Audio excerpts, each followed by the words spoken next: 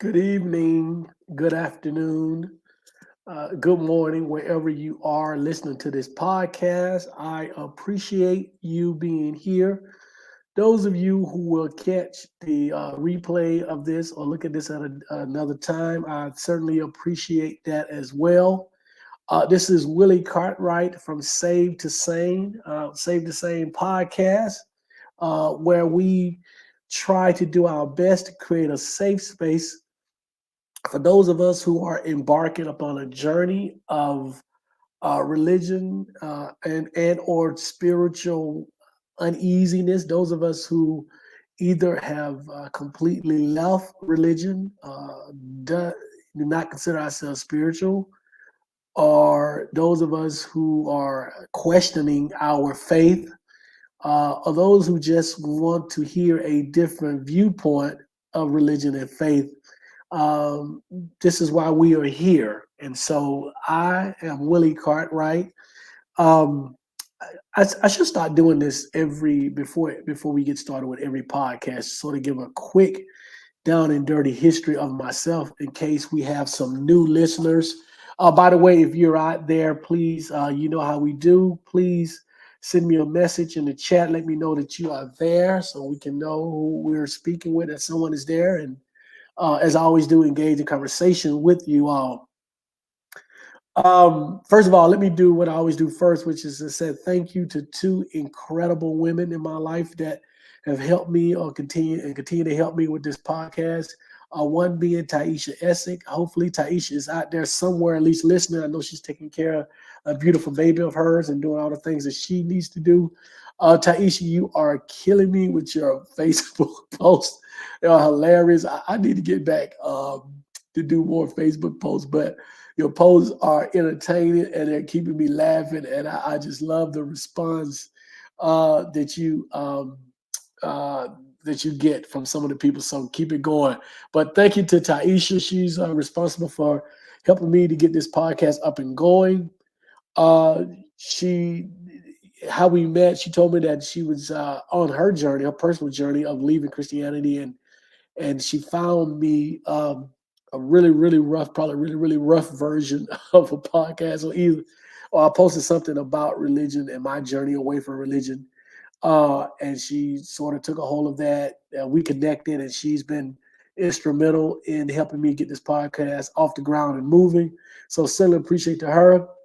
And secondly, as always, appreciate to my number one fan, my I don't like to use the word fan, my number one support, my everything, my lovely, wonderful, extremely supportive wife, Salima, who we will be celebrating 18 years married, 19 years together in about 2 weeks. Next on February 4th. So what's that? About 2 weeks away, 2.5 weeks. February 4th will be our anniversary. We will be celebrating then. So thank you to her as well.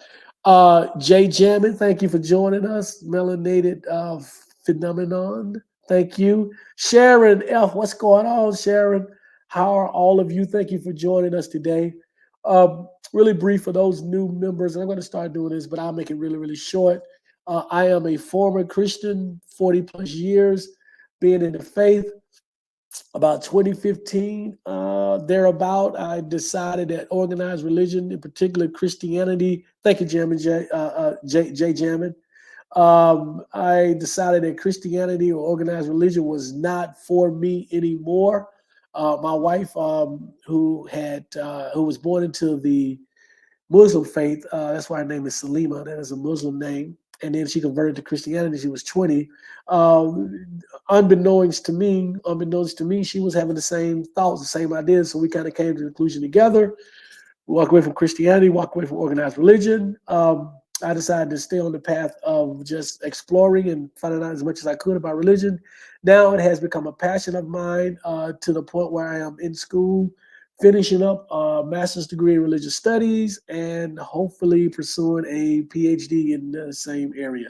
So yeah, so that's a down and dirty. So you know who you're talking to or listening to. Those of you who are new, who have not been on here before, you're not just talking to somebody fly by night who just has some opinions. My opinions are based on facts and history and research, papers that I've written, that are public, that are out there, as you can see as well. My book, which I need to start advertising more. This book came out about, 2 years ago now, 3 years ago. From Saved to Sane, My Journey Away from Christianity, Why Christianity Has Been Detrimental to the African American Community. Willie O. Cartwright. You can pick this up on Amazon. You can shoot me a message, and I can send you my Cash App information, and I can send you a signed copy. But yeah, From Save to Save. It is, those of you who are academics out there, this is not an academic book. I will eventually have an academic book, but I am a co-author of a couple of papers that have been published, and I presented at the largest religious conference in the world this past November. And I will be presenting the same paper at a regional conference in Charleston next month. Well, in March, first weekend of March. So that's that. That's out of the way. So what are we talking about today? Sharon said, "Happy 19." Yeah, I think 19 years together and 18 years married. I think that's it. Mo Wheat, appreciate it. Thank you. Good to have you. Melanated, thank you for the congratulations and sharing. So today we're talking about biblical craziness that Christian apologists can't defend. And I mentioned this a while ago. I said, whenever I have these topics, I'm going to try to give you a history, the background, how I came up with these topics. So this one in particular, I was talking about Taisha posting stuff on Facebook, and I've sort of cut back a little bit. Some of the arguments with people, and especially people that I, were friends, whatever. It's between school and whatever. I don't have all the energy and timing to to really argue with everybody all the time. So I don't post as much. But I did post this week something, and it talked about, this is sort of paraphrasing. It was on Facebook, and I think it went to Instagram. But it was paraphrasing about the sin scam. How sin is a scam, and I've said this before, and I say this to people all the time. Sin is only relevant to Christian believers. It's something that your God created, made up to sort of hold you hostage. But anyway, talking about the sin scam, and the post also talked about the imaginary God and religion, all that kind of stuff. And so a friend of mine took offense. He's a devout Christian. What's going on, Taisha? Taisha is here with us. Greetings, Taisha. I would absolutely tell her that you say, hey. So this friend of mine, who's a devout Christian, he took offense to the post, and he talked about how one of the things I said was that people believe, or I had implied, the post implied that people believe that they could pay their way through heaven. That was a very small part of the post. I told him that I knew some people who thought that if they went to church every Sunday and paid their tithes, that they were good, that they had a seat in heaven. But that wasn't the gist of the post. The post was really about imaginary God, sin being a scam, and the whole 9 yards. Another friend of mine who is a former minister, former pastor, who is now a non-believer, hardcore. He used to write Christian songs. We kind of became friends over the internet. Come to find out that we have a mutual friend, my college roommate, and his law school roommate, mutual friend, same person, who is extremely devout himself. But anyway, this guy comes on to the post and says to the guy, basically backing up what I was saying. And so the religious guy, the religious friend, made a quote, something to the effect of, Dunk, because we talked about donkeys talking, snakes speaking, and some other foolishness in the Bible. And this religious friend of mine, his defense to all of that was, well, because you can't prove that these things can't happen or have never happened, then that was the defense for his belief in God and Jesus, all these things, because we could not prove that these things did not happen.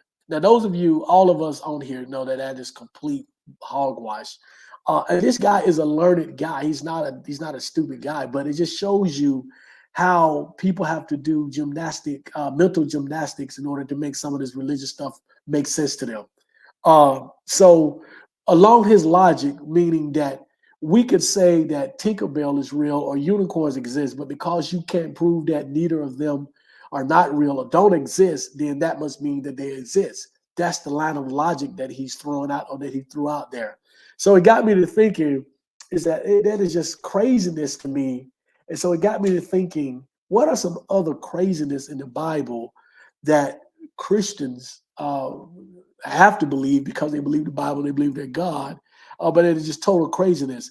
And so in my research, and we've talked about some of the stuff on here, the story of Job, Noah's Ark. Um, I always talk about the story of the bears, the two bears that came down and killed the kids, whatever. But in my research, I found a book, and we're going to look at some of the things that this author talks about, just for credibility, in case someone out there is like, "Where's information coming from?" Cite your sources, because I get some of that sometime, but I'm in school, so citing sources is no issue at all whatsoever. But anyway, the name of this book is called A Most Peculiar Book: The Inherent Strangeness of the Bible. Came out in 2021. The author is Kristen Switzer. She is an associate professor of religious studies at Virginia Commonwealth University. So an academic, a learned person, a person who is well versed in this subject matter. And her book talks about 20 of the more bizarre biblical stories um, in the Bible. And I just wanted to go over some and kind of get your feedback and see how we can talk about it. Yeah. What's going on, Amanda? Let me go back up a little bit. Taisha says she's cooking dinner. The like, share, and always. Thank you so much. Thank you so much. Like, share, subscribe. Thank you, Taisha. Hopefully you can listen while you're cooking. It'd be great. Sharon said hello to T. I think he's talking to Taisha. Good deal. Amanda, what's going on? Amanda said, and we can start with that one because that is the Immaculate Conception. We talked about this a little bit in one of my classes this past week. But when you think about, so now, remember the Immaculate Conception, and we all know what the Immaculate Conception is, but it is clearly, it is without hesitation, the foundation, the very foundation of Christianity. This is the foundation of Jesus.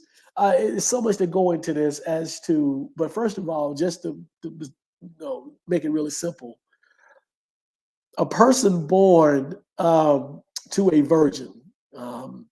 We've never seen that before. That's never happened.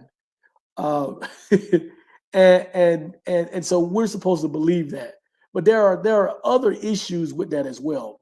First of all, she was between the ages, she being Mary, Jesus's mother, was between the ages of 12 and 14, according to the Bible, according to scholars, which today would make her a minor, would make her a child. Her fiance, boyfriend, lover, all of my research doesn't say that they were married. Joseph was older. I'm guessing at least early 20s. Amanda said she was underage. Absolutely. And according to laws, Hebrew laws back then, after she got pregnant or whatever, she couldn't get married because she was, I guess deemed unclean or unworthy because she was not a virgin anymore. But that's a whole nother story.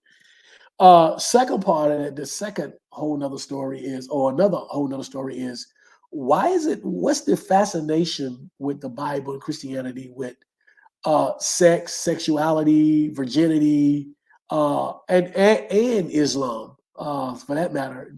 What's the fascination with it? So why did this Mary have to be a virgin in order for Jesus to be born? What does that change? What does that mean that she's a virgin? But anyway, the story is ludicrous because we've never seen this happen before. We've never seen it since. It can't be proven. And so it's just ludicrous. Also, here's something that people never think about. If you look at the Old Testament and New Testament, Jesus is supposed to be fulfillment of what's in the Old Testament. Part of that is that he has to be, or is supposed to be, the seed of David, the biological seed of David. If you trace the genealogy of Mary, Mary is not biologically related to David.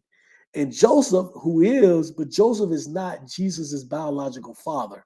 So technically, Jesus is not the seed of David. He's the seed of God, this God, but he's not the seed of David.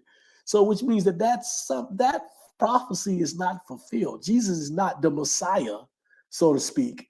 But that's a whole other thing that people never really touch and never really get into. But due to research, he's only biological to Mary. Mary is not biologically related to David. Joseph, I think, is a direct descendant of David, or supposed to be, but Joseph is not Jesus's biological father. So that doesn't work. But who am I to point out those minor inconveniences? So Taisha said Mary was not a virgin. Her and her husband consummated a marriage, which would have concealed her virginity. Um, I don't know. I got to check on that, but yeah, it's a crazy story all the way around. My professor, one of my professors, she says a lot of crazy stuff. I won't say crazy. She says a lot of stuff because she has divinity degrees, multiple divinity degrees, and so you let her tell the story. It's really out of whack. But yeah, he said the Holy Spirit impregnated an underage girl. Oh my God, I just realized that. I'm disgusted. Exactly. So this Holy Ghost, see, I've offended many Christians by calling this rape. And so I had a discussion once with a guy, and I said, this is really rape. God or the Holy Spirit raped this girl. No, it's not rape. I said, she he said, well, because she didn't really she didn't really say, okay, I can do it. The angel supposedly came to her and said, you will have this child. Didn't ask, didn't say, would you like to participate in this shenanigan, these shenanigans? Nothing. You will have this child. And this is God. This is 2,000 years ago. Uh, how was she going to say no? Even though she didn't have a chance to say no, but even if she did have a chance to know, how was she going to say no? So was forced upon her without her having the opportunity to say, I want no part of this, right?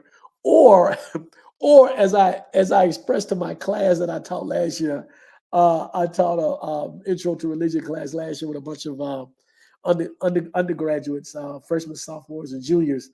And I said to them, I said, what if this is just the biggest scam ever in the whole world?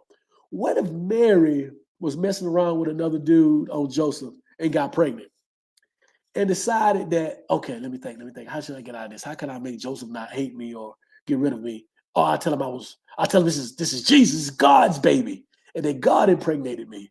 So, hey, listen. That is as plausible as the Holy Spirit getting someone pregnant.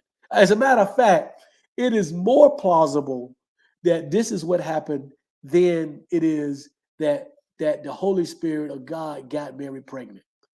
As a matter of fact, I think it is most likely that this has happened. Now, this is before my Christian friends come over here and other Christians come over here and get upset.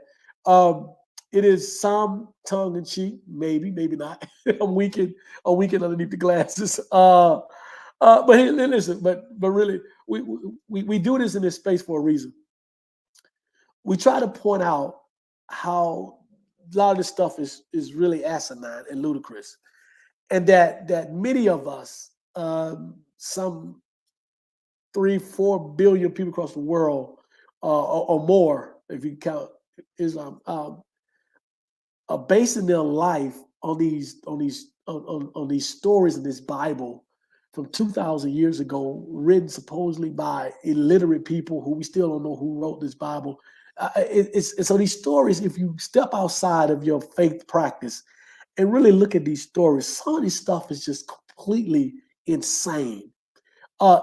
Religion is the only space where people are willing to believe the impossible, the indefensible, um, in order to make sense of their religion. No other place, no other space do we believe stuff of this this magnitude as far as being just asinine. No other space. We will ask for proof, evidence, citation, books, the original person. We will ask for all type of receipts in any other space except for religion with this kind of craziness. Taisha say, is it sickening once you take off the glasses and see the insanity? Absolutely. Those of us who are on here or who will listen to this, who have been part of religion, Christianity, Islam, and even Judaism, once you take the glasses off, as Taisha said, once you step outside the forest and then you're looking back, you continue to ask yourself, how could I ever believe this? And I think for me, it was I never did an analysis of the stories that I heard, right? I had questions and I asked people, but once they told me what they told me, I didn't sit down and do a full, complete critical analysis of the stories. It sort of became rather irrelevant to me believing or calling myself a believer at the time, right? And I think a lot of people are there. I think if people actually sat down and did a critical analysis of some of the stories, even the most foundational stories to this faith, which is the Immaculate Conception, as we started talking about early, and some of these other Noah's Ark and all these other stories, they will come to the same conclusion. And that's to a point they're afraid that they're pulling the thread and it will continue to pull, and everything that they based their entire life on will go down the drain because none of this stuff holds water. None of this stuff is real and believable. Amanda says, if their 12-year-old daughter came home and said, I'm pregnant by the Holy Spirit, they wouldn't accept that yet. They accept Jesus, Mary, and her baby daddy. Not only would they not accept it, they would accuse her of lying. They would go looking for the guy who did it. And if she continued to insist that she was pregnant by the Holy Spirit, they would have her committed and say that she has a mental illness. That is exactly what would happen today, right? And we live in a much more advanced society than they were 2,000 years ago, right? But yes, that's exactly what will happen. A man also says Tupac was right. Heaven is a ghetto or whatever he said. Absolutely. I want to get into a couple of these from this book. Let's see. The first one he talked about one of the early ones. What Jesus says, and it gives the actual citations in the Bible. Luke 14, 25, 26, where Jesus tells the people that they have to hate their father, hate their mother, hate their brother, hate their sisters, even hate their own life if they're going to follow him and support him. How does that make sense to anyone? Um, how does that make sense to anybody? That this God, loving God, who don't need anything, who supposedly loves you more than anything, tells you that you have to hate your entire family in order for you to follow him. Again, I know exactly what's going to happen. I will get a message tonight after someone hears this, and they would tell me that this is taken out of context, right? I've given you the book, the name of the book, the name of the writer, the scholar, her credentials, and you can get the book and you can read the book and you can argue with her. Before you come on and make a comment that I'm taking this out of context, do me a favor and let me know what context it should be taken in. So it's easy to say, oh, that's taken out of context because that's basically Christian talking points, but it's never followed up by, well, here are the context, or here is the context that you should be reading this into, and give me the background information, the citation where this information is found about here's the citation for that. Here's another one. Let's see. Nazarene Judaism restored. Come to Nazarene Judaism. It's all the same. I don't know if Nazarene Judaism restored is a male or female or non-binary. But if your comment is saying, and this is a comment, people, this is a comment from someone in the chat, and I appreciate it. Thank you for leaving the comment. If you're saying that somehow being a Nazarene Jew or coming to Nazarene Judaism is somehow better or different or more real than being a Christian or another particular Jew or a Muslim, uh, is all the same. There is nothing that you are bringing to the table that's any different than anybody else. We are a synagogue. Uh, and your point, and I'm not being flippant because I welcome you. I want more of people like you to come. So we are a synagogue, and that means what to me or any other person on here. And I'm reading the comments as you bring them in. So I'm listening. Um, the next one that this author talks about is the end. That's the title of it, of this particular category. But she says, many scholars believe that the Gospel of Mark is the oldest of the Gospels, blah, blah, blah. This one basically talks about the giants. I know those of you who've heard the stories of the, um, what is it? I can't even pronounce those giants. But anyway, they're supposed to have been fallen angels who were giants who married humans. Well, I'm sorry, fallen angels married humans, and they had giants. God got upset with that, and that was one of the reasons why He caused the flood. It's one of the stories that she talks about in here as well. The next one is the big fish story, where we talk about Jonah and it's actually a fish, not a whale. So often we quote it as being whale, but this is in Jonah, first chapter, second verse, where Jonah was basically trying to run from God to do the work that God wanted him to do. So God had him spend 3 days, and he lived 3 days in the belly of a fish, of giant fish. We know that is impossible. Every medical expert would tell you, based on the acids and the enzymes in the fish body, everything else. I shouldn't even have to explain this to people with a brain, but it would be utterly impossible. It has never happened. It will never happen again. Nazarene said, Acts 24:5 mentions us, means absolutely shit to me, means nothing to me. You quoting the Bible means absolutely nothing. Uh, and understand this: quoting the Bible to non-believers is the equivalent of someone who is a follower or believer of Harry Potter telling us we should believe something because it's in the book of Harry Potter. It means absolutely nothing to us. We use the book of Enoch in our synagogue, familiar with the book of Enoch, but again, absolutely means nothing as far as my belief system or what I do or don't believe in. Matthew is the oldest gospel and written in Hebrew before Greek. And your point, if you're not going to make uh, a point, uh, then this is just conversation that we can kind of miss. Larry Smith said, why don't fallen angels mate with humans anymore? That would be cool.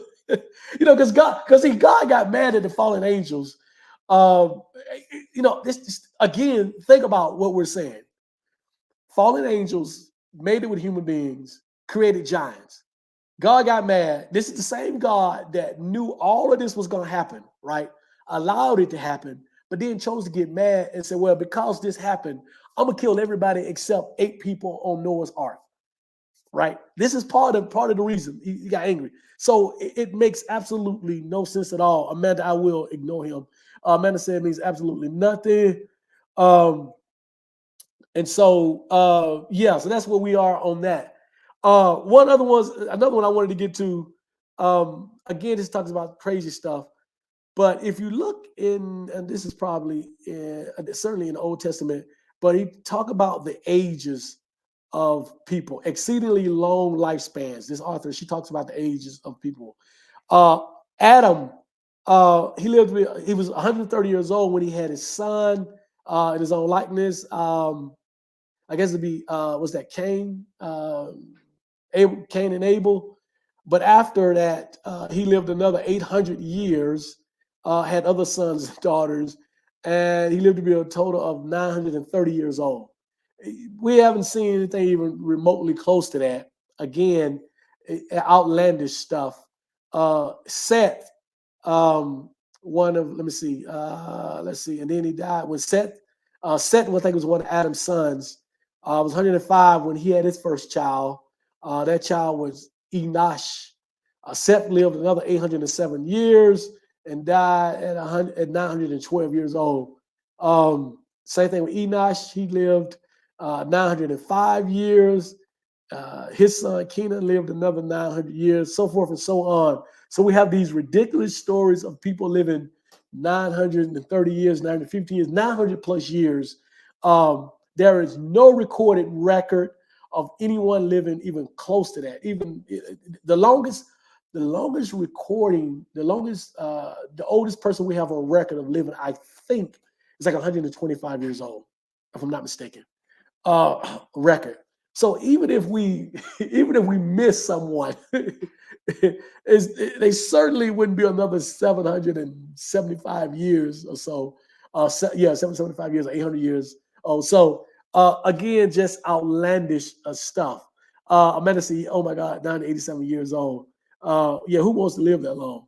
But these are the same. Remember, this is the same time in history where um, people in their mid-teens were considered to be adults because the life expectancy was so short. So you have to merge this. See, you have to marry this or pair this with actual science and actual history, giving diseases the way our ancestors lived back then. All those things that was going on, life expectancy was, as opposed to being longer, was much shorter back then. So how do we get 900 years out of these people? I want out here between 105 and 115. Amanda says Amanda, yeah, I do want to live to 100, but I want to be healthy as well. I want to live to be over 100, but I also want to be healthy. And I will. Here's another one. This is about hell, and we talk about hell. Or at least I've talked about hell on here a lot before. She says that hell is she's in her books. Winston noted that the word hell is a translation of the Greek word Gehenna, Gehenna, which is an actual place that one could see in ancient Jerusalem. But basically, what it was is a place that they burned trash. Gehenna was always burning. It was a place that trash was being burnt. That's where you get the name hell. That's where we get it derived from. So the actual biblical hell, burning in hell, us being sent to hell, is not in the Old Testament. The word comes from Gehenna, and the images, the imagery that we get largely is from Dante's Inferno, the book. And so that was, I think I mentioned this before on here. It was actually a Catholic priest who did an interview and admitted that hell was made up, and all of that. He admitted that hell was made up, and my stories are missing. My phone is messing up. But anyway, he admitted that hell was made up. And it's an interview. If you Google Catholic priests admitting hell is made up, you should be able to pull it up. It should be there. And so hell is funny. So I had a discussion today, kind of jokingly, with a friend of mine after we left class today, and he's a devout Christian. He's from Nigeria, Ghana, very devout. Well, he's actually a Catholic, but he's believes he's going to heaven. And it was two other people with us. Me and the other two people are non-believers, and so we asked him, and he enjoys, has a good time with us, has fun with us, and we said to him, how would you like to be in heaven without people like us? He thought about it for a minute. He said, "Well, that's interesting." And I said, "When you think heaven would be a boring place, you're going to spend eternity walking around just kissing God's feet, doing nothing but worshiping this God day in, day out, day in, day out." And then he says, "Well, you guys are going to be burning, right?" I said, "Well, we're not going to die, so we got to figure out some kind of way to have fun down there, right?" But um, I said it again, just jokingly. However, one of the things that we, as people who transition out of religion, especially Christianity, the Abrahamic religions, the one thing that we have to conquer, and one thing we have to get over, if we're going to successfully navigate this journey, is the fear of going to hell. It is the thing that hangs over our head. Amanda said Ghana. Yeah, he's from Ghana or Nigeria. I'm not sure. Um, are you asking the word? The word is Gehenna, which means hell. It's spelled Gehenna. Henna, I believe. So I'm not sure, Amanda, are you asking me, my friend, where's he from? If you're asking that, he's from Ghana or Nigeria. I cannot remember. If you're asking me where we derive the word hell from in the Old Testament, it is Gehenna. So I might have said it so fast, but anyway, um, so yeah, so we have to navigate our fear of hell because it's one of those things that is imparted in us, that it is indoctrinated in us to keep us in part from leaving. And so that was one of the first things that I had to navigate when I left Christianity. Um, was my fear of going to hell. And so once I started on my research and found out Gehenna, yeah, I think it's GE, and I could be wrong, but you got it. But it's either GE, so Gehenna. But I had to navigate my fear of hell. And so I did that through research and reading, discovered the origins of hell, where we got it from, and that it didn't exist, and that it is not in the Old Testament at all. Whether that really makes a difference to me at this point now, because I don't believe in any of it. But yeah, so that was one of the things that I had to navigate. Um, yeah, Larry Smith says the Tower of Babel scared God, but skyscrapers don't bother him. Weird. Yeah, the Tower of Babel. So supposedly, again, this is a loving God. This God is something's wrong with this God, but he apparently um, didn't want people talking. You know, different groups talking to each other. So apparently, what he's supposed to do, and you guys may be more on point with the story of the Tower of Babel than I am, but he got angry, destroyed the Tower of Babel, scattered us out, us being human beings, and had all of us, different groups, speaking different languages. Supposedly that's where we got the different languages from, because God didn't want us to be able to communicate with each other so we could build a tower that would get us close to heaven, where he is supposedly living, right? Again, I said these stories and when you listen to them, they sound totally asinine, totally ridiculous. This God in heaven looked down and said, "Oh, they building a tower so they can get to me. Oh, I better put a stop to this." So he destroyed the tower. And so I need to make sure that they don't get together anymore and understand each other and try to do this again. So I'm going to scatter them out and teach them different languages so they can't communicate with each other. It is totally it's crazy. Um, I'm with you. I don't want to go. Larry said, I don't want to go to heaven. None of my friends are there. At this point, I will have family members there, but I will also have some really good friends who are not there. And they are a lot more fun than the friends and family that I will have in heaven. So I'm with you. But thankfully, we don't have to worry about that because neither exist, heaven or hell. Amanda said people are Christians because they are afraid of hell, point blank. Um, I think Amanda said Larry's trip. I think Amanda, I think people are afraid of hell. Um, I think a lot of people don't know how to not be a Christian. It is indoctrinated in them from birth. It is comfortable. They don't know any other way. They have no reason in their minds. They have no reason. Papa Lance, what's going on? Glad to have you. They have no reason to not be a Christian. It works for them in the context of whatever working for them means. So yeah. So I think it's a lot of that. It's not until something happens or you just decide that why am I living my life like this? Or you decide to do a critical analysis of your life and, and your life in relationship to beliefs, to your religious beliefs. That I think people start to come out of it. Um, in the book, she also talks about the talking donkey.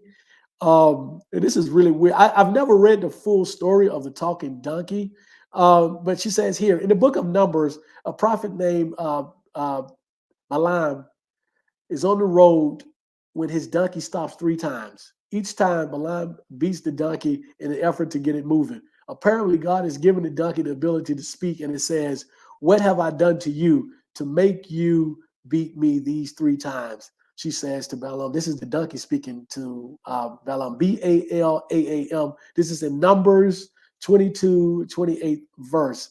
Balaam, who does not appear to be surprised that the donkey is talking to him, replies. Now, get this. Wait a minute. So the donkey is talking to the human, and the human is talking back to the donkey. So he replies saying, "You have made a fool of me," as if you talking to the donkey is not making a fool of you. But okay, you have made a fool of me.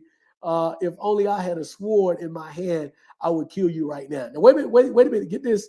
The donkey replies, Am I not your own donkey, which you have always ridden to this day? Have I been in the habit of doing this to you?" Numbers 22 and 30. Hold on. Then the angel of the Lord appears and tells Balaam that the donkey had saved his life. "The donkey saw me and turned away from me these 3 times. If it had not turned away, I would certainly have killed you by now, but I would have spared it." The angel of the Lord says. Balaam then apologizes for his behavior. So basically, God sent this angel down to kill Balaam for whatever reason we don't know. But the talking donkey saw this and knew this was going to happen. And so he stopped and turned around 3 times, which, how did this keep the angel from killing Balaam? But again, weird story. I don't know. Then they proceed to have a conversation with the donkey and Balaam. So now you got God wants to kill Balaam for whatever reason we don't know. The donkey somehow stops God from killing Balaam by stopping in his dead tracks in the middle of a journey that they're taking. The angel tells Balaam the whole story. Balaam apologized. I mean, this is just, how weird is this? And I promise you, I can ask 9 out of 10 Christians, and they've never heard the story. They've never heard the story preached whatsoever. All they know is that somewhere in the Bible, a donkey talks. Uh, Larry says angel plus human, Nephilim. Yeah, exactly. They were the Nephilims, the babies of the fallen angels, and the humans were the giants that were called Nephilims. Now, I know people in religion, in Christianity, and in different sects of Christianity who swear by this story that there are, and there have been angels that actually existed. I know people that swear by that.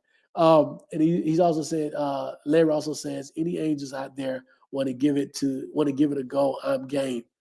All right, Larry, hopefully you find an angel right there for you. But be careful. Be careful what you ask for.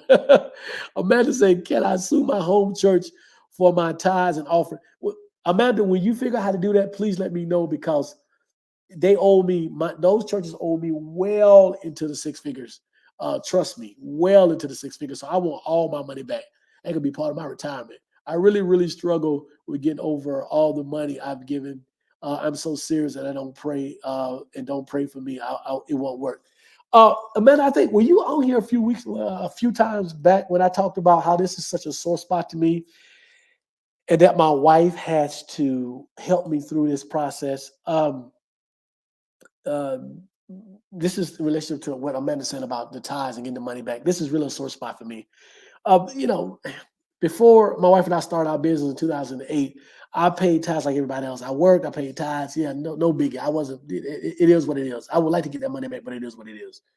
For about a 3-year period after my wife and I started our business in 2008, from let's say 2009 to 2012 or 13, our business was doing really, really well. For whatever reason, somebody got in our head or something struck us that we would pay tithes based off our gross. So for a 3 or 4 year period, the church that we attended here north of Atlanta in Gainesville received well in excess of multiple 6 figures, to the point that this church was a big church, well-known church, popular church that had athletes and entertainers. If you don't live in Atlanta, if you know anything about Atlanta, Atlanta's a lot of entertainers, a lot of athletes that live here. This church had its share of athletes and entertainers because the pastor was on television, whole 9 yards.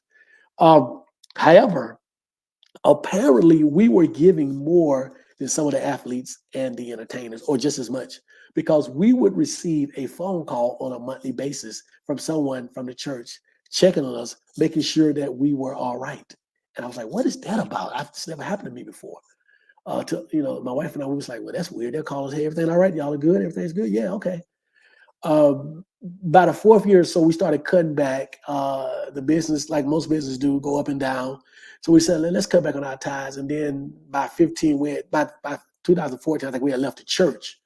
The phone calls completely stopped. When our giving uh, went significantly decreased, significantly down, the phone calls stopped. I'm telling you, completely stopped. We didn't. And when we left the church, it was completely stopped giving. We never heard from that church again. No one. So later on, as I think about it sometimes, especially when the business was not doing as well, not as well as it should have been doing. But we've been fortunate as business owners to be able to have a business for 15, 16 years now and do well. But there were times that I said, man, I want my damn money back. I want my damn money back. And it bothered me so much. My wife would have to just calm me down, like, hey, it's water under the bridge, nothing we can do about that. And I have other stories related to paying tithes in the church, but that is a sore spot for me, Amanda. So thank you for bringing it up again. So, as I said, when you figure out how to get your money back, please send me a message so I can get my money back. So Amanda said, yeah, so God is the original Dr. too. That's funny. Yep. Yes, I remember. I feel you. Yeah. I know y'all have given yeah, it's crazy. But anyway, that's the story of that. But yeah, we talk about these other stories um, in the Bible. Those of you who know the stories out there, oftentimes I talk about the bears, the two bears. I'm not sure I can't remember what book of the Bible that's in, but the two bears. That's all right, Amanda. Apparently, some kids. This is in the Bible. Some kids were walking and they came upon a guy who was balding or bald, kind of like I am. I'm bald, up under his hat. Um, and they started to make fun of him. He got mad and he cursed them in the name of his God of God. And God apparently sent two she bears down a hill, and the bears killed all 42 of the kids. This is in the Bible. I promise you, any of you who've been to church for any significant period of time, or you can talk to anybody who you know has been to church, I promise you this story has never been preached. If it has, it's rare. And if it has been preached, I'm sure it's been preached in a different context, and it's been preached with a slew of defenses. This is why this was done. All made up stuff, I guarantee you. But the story as it is in the Bible, I can almost guarantee you that it has not ever been preached. But that's again one of those crazy stories. On this show here, we've talked about Noah's Ark. Um, we've talked about Exodus, the story of Exodus. So going back to a story she mentioned before, she talked about Exodus. So if you remember, those of you who remember this, and I know if you watch the Ten Commandments every year it comes on, but if you know the story of Exodus, Pharaoh let my people go, blah, blah, blah. The Israelites are in captivity, and the Egyptians, Moses coming along to free them. Um, God says, yeah, tell Pharaoh to free my people. Pharaoh is, no, I don't want to free them. I'm not going to do it. God says a couple of, so there's 10 plagues and all, right? 10 horrible things that happened to the Egyptian people, right? Not even just Pharaoh, but the Egyptian people who are largely innocent in this whole thing, right? Because they have a dictator. Pharaoh is a dictator, right? Um, but after the first few, Pharaoh decides, okay, this God must be more powerful than my God, blah, blah, blah. I'm going to let the people go. However, remember the story. God hardens the heart of Pharaoh. So when Pharaoh was ready to let him go, God said, no, no, no, no. I'm going to harden your heart so that now you don't want to let them go. So God intervenes and tells Pharaoh, no, don't let him go. It makes his heart hard so they don't let him go. And so now the additional plagues happen to Egypt. And guess what? And then so the last plague is where we get Passover from, right? God decides to kill every firstborn child in Egypt, every Egyptian firstborn child. Now, what did these babies do to God? Right? What did even if they're not, what did these young people do to God? Every firstborn. So God tells the Israelites, take this blood, goat's blood or whatever it is, put on your put on your doorpost so that the devil, not the devil, the death angel will know not to get you. Think about that. This all-knowing God needs a signal so that he don't kill the wrong person. I mean, that's some bullshit, right? I mean, so he needs a signal so that he don't kill the wrong person. So you got to go and sacrifice another, as my wife was saying, another sentient being, a goat or whatever. So you can use that blood and put on your goalpost so God don't accidentally kill your son. Uh, think about it. It is insane. Larry said if churches paid taxes at least a little bit, the money would go to society. You would think. Larry also said God hardened Pharaoh's heart so much for free will. Exactly. So much for free will. He also intervened, so that's part of it, right? Exactly. Amanda says nothing. They didn't do anything. Sounds like God was just trying to throw his weight around. So, but these are for the last 8 or 9 minutes of this, I'm gonna make this a little bit more serious and try to point us into what we're doing here. These are foundational stories that so many of us base our life on. These are things that, if we look objectively, this is the way this God is depicted in the Bible, and this is the God that our people and other believers believe in. There is overwhelming evidence that this God is vindictive, jealous, hateful, inhumane, petulant, childish, um, unforgiving, not all powerful, or at least not all caring, um, forgetful. Every negative trait that you can have in a person, in this case, in a God, this God has all of them in abundance. The Bible shows throughout that these are the traits of this God.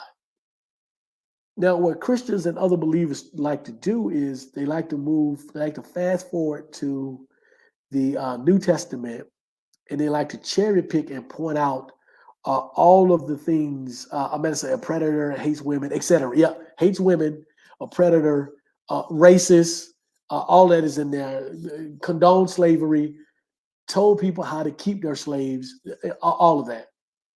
But what Christians and other believers like to do is fast forward to the New Testament, cherry pick um, Jesus traits, the good things that he did, and as far as characters go, I don't have a problem with you picking out the good things that Jesus did and saying these are the things that we live by, the love and all of that.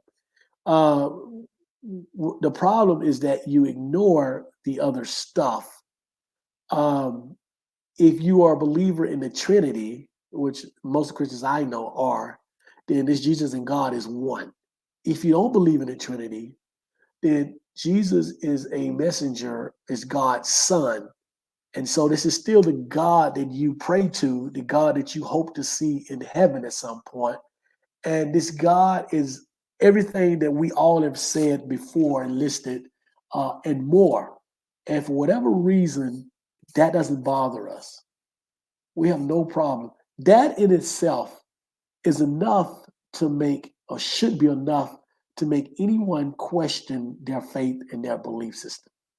At least to the point where they start to do more research and say, let me look at where this stuff is coming from, where it comes from. But 9 out of 10 Christians, they don't do that. They accept the lot that they're born into, that they're indoctrinated to, because you're actually born an atheist. You're not born believing in anything.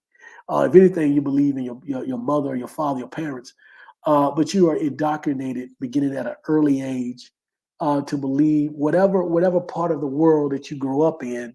You guys can see the map behind me. Whatever part of the world you grow up in largely dictates your belief system.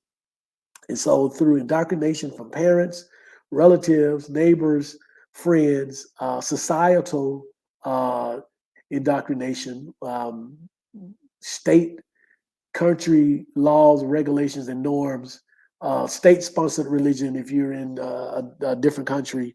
And United States is basically a state a state-induced religion as well. We say we're not a Christian nation, but we act like one. We want to be one so badly, many of us. Um, but again, so that's why we do this show. And the reason why I decided to do this show, yeah, there's some tongue in cheek, there's some laughter, but it's a serious subject matter. And I bring these points out. I point these stories out because I want those who not necessarily you guys who are on here now, but you can also take this information as ammunition. So when you are in a discussion with someone, and this is not, we're not trying to convert anyone. Well, but what we're trying to do is we're trying to point out the hypocrisy and the problems and the issues with religion, in particular Christianity, as far as I'm concerned. And the reason for that is because religion has gone from being something that is personal to something that is public.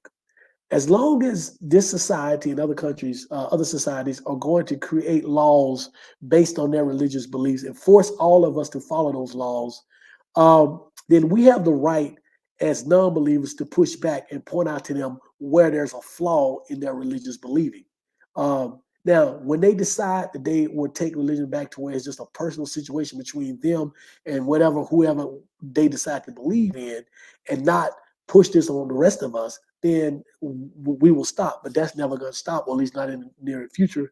So I think it's upon all of us as non-believers or people who are on a journey or humanists or secularists or whatever we decide to call ourselves. Any of those of us who are challenging Christianity or any other organized religion or pushing away from it, it is upon us to push back and fight back.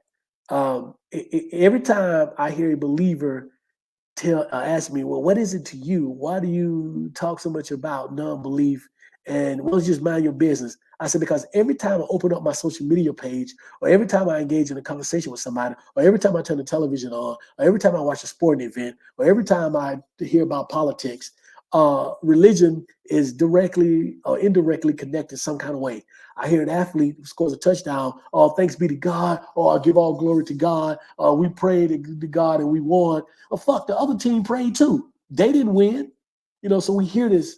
I go to my campus in downtown Atlanta, and on one corner there's Jehovah's Witness set up. Next corner there's a extreme evangelical pastor preaching in a megaphone, telling everybody they're going to hell. Then the next corner there's the Christmas, and in the next corner there's the Hebrew Israelites espousing their stuff. And so again, I go to Facebook and there's every other page, and understand my Facebook friends. And those of you who know, Facebook is really for old people. Those Generation X and older, right? For the most part. So those are the people I grew up with, and I'm from the Deep South. So all of those people, every other post is something related to religion or God. How proclaiming, and this is what I told a friend who had a problem with how I started the show, who had a problem with what I was saying about this scam of sin. He said the same thing. I said to him, I said, you guys are always proclaiming how great God is, how great Jesus is, how much you love God, how much you love Jesus. It's all over the place. But you have an issue when non-believers push back and say, prove it, or he's not that great, or we don't believe, or question, or whatever we say that's not in agreement with your religious bullshit. You tend to have a problem with it. And so I said that to him. And so again, as we close out, I appreciate all of you. I think we've got to all the comments. Larry said exactly, Amanda. Larry said, once it's dawned on me that I was worshiping a God who accepts human sacrifice. And we didn't even touch on that, Larry. That might be a whole show. But absolutely. So yeah, I'll just leave that there. Amanda said, yes, it is. And so as we close this out, those of you out there, use this as ammunition if you have a conversation with someone. I always logic never loses. They can walk away. They can say, "You'll see." You, we're not gonna see, because even if something happens after we die, we ain't gonna know each other. Anybody gonna prove nothing, so we won't see. So at the end of the day, they have nothing. They can't defend their position. That's why it's called faith, because you don't know, so you believe. Faith is the absence of evidence. And again, I'm gonna close out with this, because those who come on later, I want y'all to understand this. Those people who are maybe believers, I'm not trying to deconvert anyone. I am not. I don't have hatred for religion whatsoever. Right? I do think that we need to be more astute about what we believe, how we believe, and this is and what I've always said, and what I tell people at my school in the religious studies program. Uh, if you're going to receive all of the information about religion and faith, organized religion, Christianity, whatever it is, and still make the decision to be a follower of faith, whatever, religion, whatever, then at least try to work from the inside to make your religion better, more accepting of those of us who don't believe.